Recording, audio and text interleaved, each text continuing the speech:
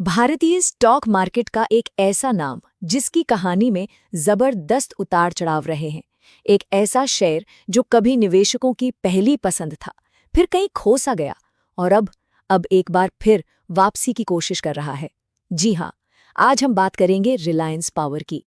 लेकिन कहानी में आगे बढ़ने से पहले जरा इस नंबर पर एक नजर डालिए।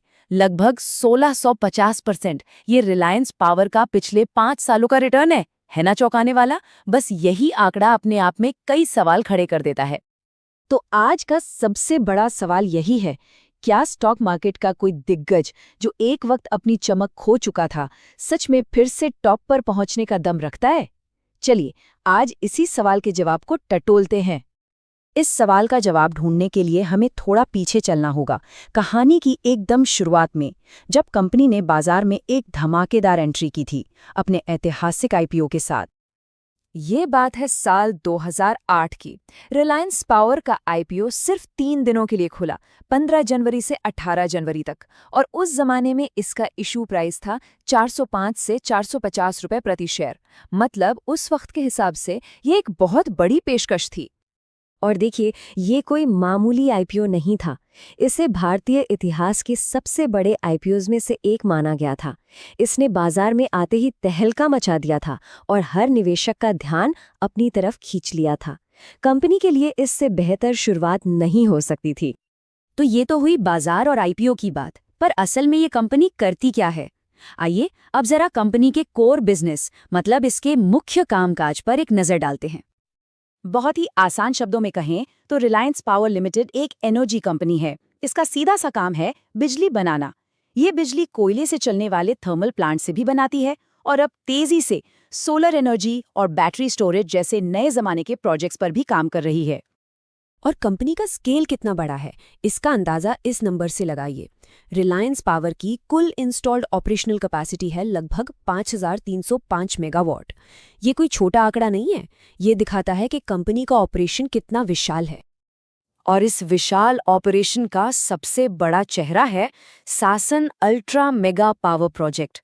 सोचिए, अकेले इस एक प्रोजेक्ट की कैपेसिटी 3960 मेगावाट है। ये इनका फ्लैगशिप एसेट है।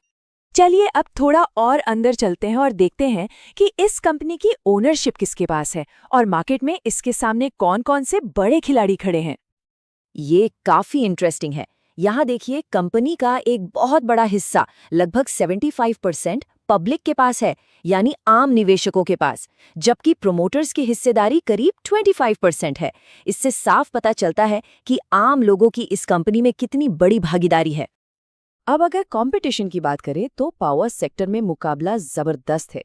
रिलायंस पावर के सामने अदानी पावर, एनटीपीसी और पावर ग्रिड कॉर्पोरेशन जैसी बड़ी-बड़ी कंपनियां हैं। और एक बात जो यहाँ गौर करने वाली है वो ये कि सिर्फ रिलायंस ही नहीं, बल्कि पूरा का पूरा सेक्टर ही अब रिन्यूएबल यानी नवीकरणीय ऊर्जा की तरफ बढ़ रहा है। तो अब कहानी में आता है एक मोड़।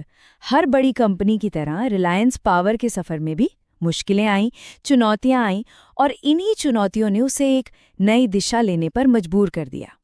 तो हुआ ये कि कंपनी पर बिजनेस का दबाव बढ़ने लगा। वित्त वर्ष 2024-25 में कंपनी के रेवेन्यू में साल दर साल लगभग 3.9% की गिरावट आई। ये एक साफ संकेत था कि अब कुछ बदलने का वक्त आ गया है। और वो बदलाव आया कंपनी की पूरी स्ट्रैटेजी में। इसे आप ऐसे समझ सकते हैं, अतीत में कंपनी का मेन फोकस कोयले पर आधारित थर्मल पावर पर था, लेकिन भविष्य के लिए कंपनी ने अपना दांव खेला है रिन्यूएबल एनर्जी पर, खासकर सोलर और बैटरी स्टोरेज सिस्टम्स पर। इस नई राह पर चलने के लिए कंपनी ने 3 बड़े कदम उठाए। पहला, कंपनी पर जो भारी भरकम कर्ज था उसे कम करना।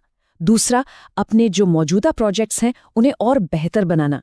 और तीसरा, सोलर और बैटरी स्टोरेज के साथ रिन्यूएबल एनर्जी सेक्टर में जोरदार एंट्री करना। और ये सिर्फ कागजी प्लान नहीं है, जमीन पर काम भी शुरू हो गया है। कंपनी ने 930 मेगावाट के एक बड़े सोलर और बैटरी सिस्टम प्रोजेक्ट पर काम शुरू भी कर दिया है, जो उनके नए इरादों को और पुख्ता करता है। तो इन सारे बदलावों और नई दिशा को देखते हुए अब सबसे बड़ा सवाल यही उठता है कि रिलायंस पावर का भविष्य आखिर दिखता कैसा है? क्या संभावनाएं हैं? अगर हम पॉजिटिव साइड देखें तो कई अच्छी बातें हैं। कंपनी रिन्यूएबल एनर्जी में निवेश बढ़ा रही है, ये बहुत अच्छा संकेत है।